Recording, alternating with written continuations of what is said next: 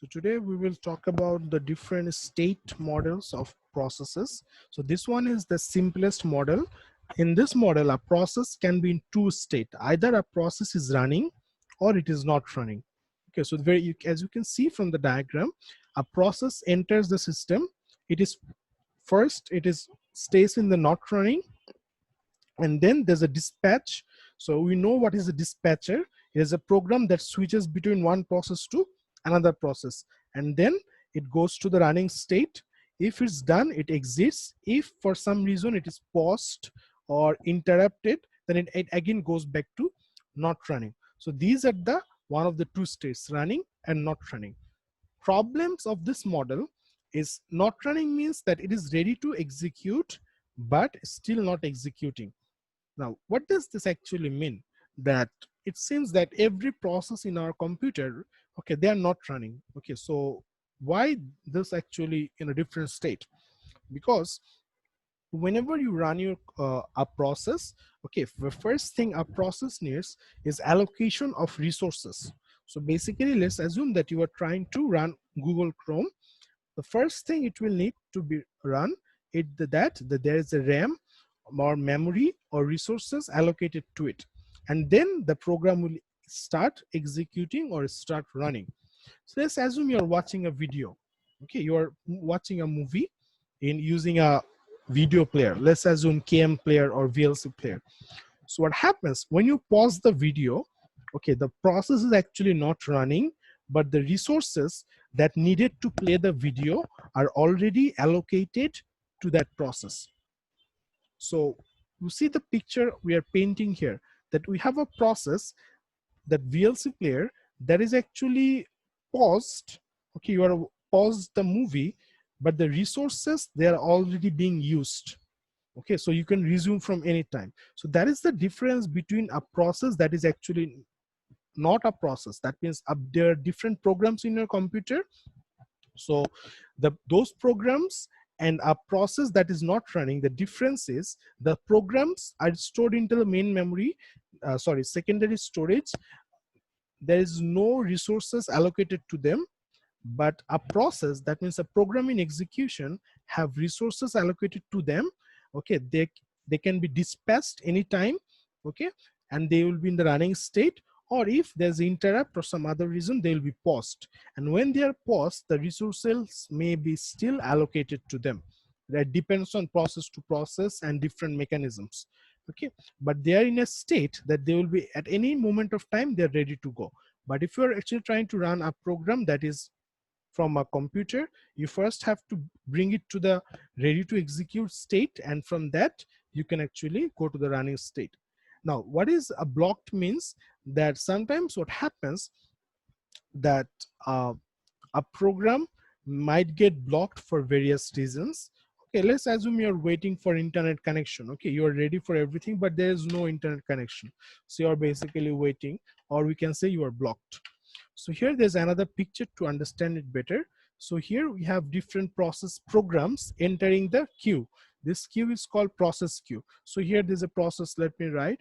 So let's assume this is process 1, this is process 2, this is process 3, this is process 4. So all these processes are waiting one after another, and the dispatcher will send one process at a time to the processor. The process will exit, and after exiting the processor, it will actually come back and stand behind the line.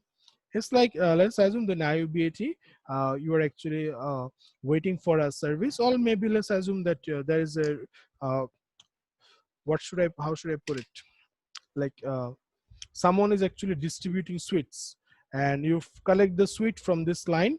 Okay, so you first join the line, you collect the sweets from the line. So there are friends are waiting here one after another, to friend 2, friend number 3, friend number 4. You collect the sweets from the processor, you're done with the sweets, you eat the sweets and you like the sweets, and you again join back of the line, and it goes on like this. So this is a very simple example of two-state model. Now, dispatcher could not just select the process at oldest of the queue. So there is a problem here, that how we can actually select the process, or how we can actually decide which process to run. So this mechanism of choosing a process is actually a bit complicated, and we'll discuss it later. But for now, our main focus here is that we have in two-state model, a process can be in a running state or not running state. If it's in a running state, it will be executed, and if it's a not running state, it will be paused or it might be blocked for different reasons. And the processes, they actually follow this very simple steps that it might happen. The process will join the line one by one, okay, and each process will go to the processor, it will be executed, and if it needs more time, okay, it will again come back and join the queue or the line. Then we have this 5-state model transition, as you can see.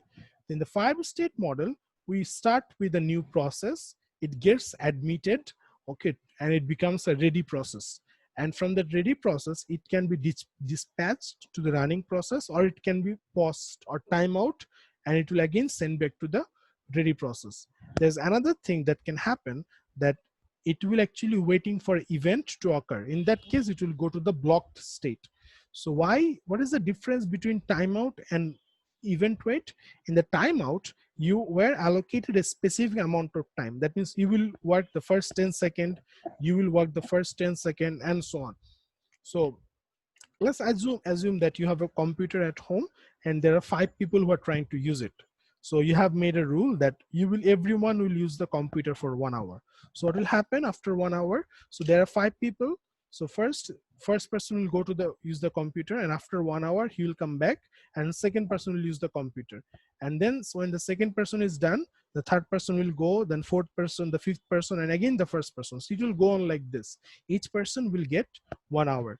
And whenever you are done using the computer, it will release the computer, it will exit. So what does this release mean? The release means that let's assume the person 1 need to use the computer for 2 hours. So after using for 2 hours, the person 2 will release the computer. Then the rest of the process, they can use the computer. And the difference between timeout and event wait is that in event wait, let's assume that you don't have internet connection.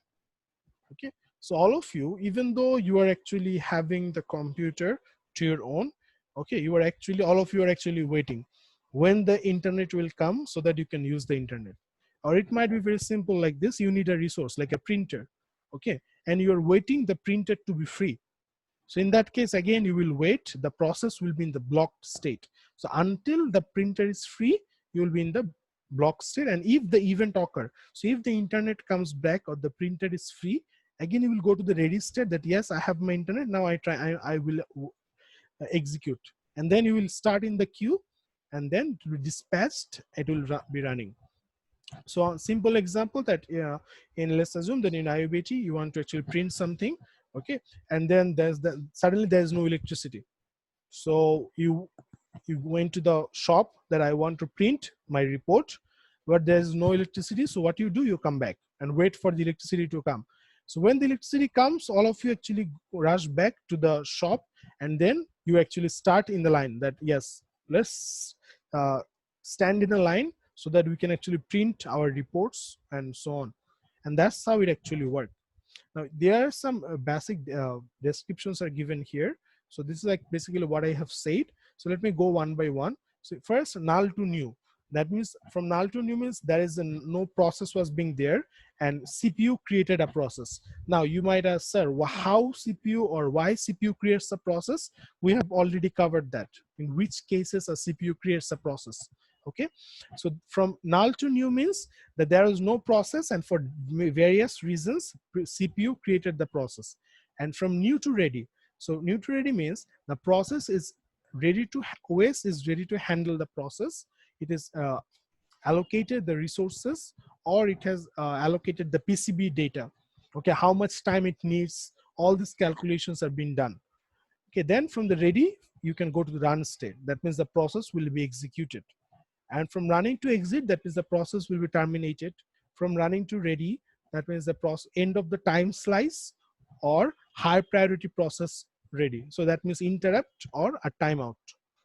Then running to block, process is waiting for an event. Block to ready, the event occurred. Ready to exit, process terminated by operating system. And we have now seen that in which cases a process might be terminated. and finally block to exit.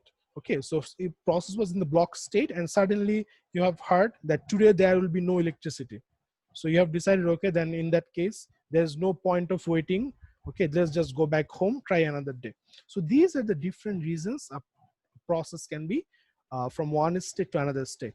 Now as you can see that this 5-state model is much more better than the 2-state model. There are a lot of options, there are a lot of areas that we can cover. So here it is. Okay, a process is being created and then it is admitted into the ready queue. From the ready queue, okay, it goes to the running by scheduler dispatch. So we have seen what is a dispatcher. And then whenever it is running, it may be wait for an IO or event like a printer or like electricity to come back. Then it will go to the waiting state. And if the electricity comes back or like IO, that means the printer is available, it will go to the ready state. And from there, what can happen, an interrupt can occur, it can be sent to the ready state, and then it can go to the exit or terminated as well. Process can be terminated from the waiting state, process can be terminated from the ready state. So this is all about the 5-state model. And as you can see, this is a bit more diverse than the 2-state model. And then we have, you see, the suspended process. So the diagram that you see here, okay, is actually, you see, this is much more elaborated. So we have introduced a new concept. Okay, let me just show you this diagram first. So previously we had the new, from the new we had a 5-state model. From new we go to ready and then running, then exit, and then block. So previously we had this 5, okay, this 5 states, but now we are actually introducing 2 new states. One is called ready suspend, another is called blocked suspend. So to understand this, we first have to understand what does suspend means and in which case we actually suspend the process. So we will cover this topic into the next class, that what is suspend and why we actually introduce this new case of suspend. We'll study about the what does suspend process mean. We'll study about the reasons for process suspension and so on. So today we'll finish here.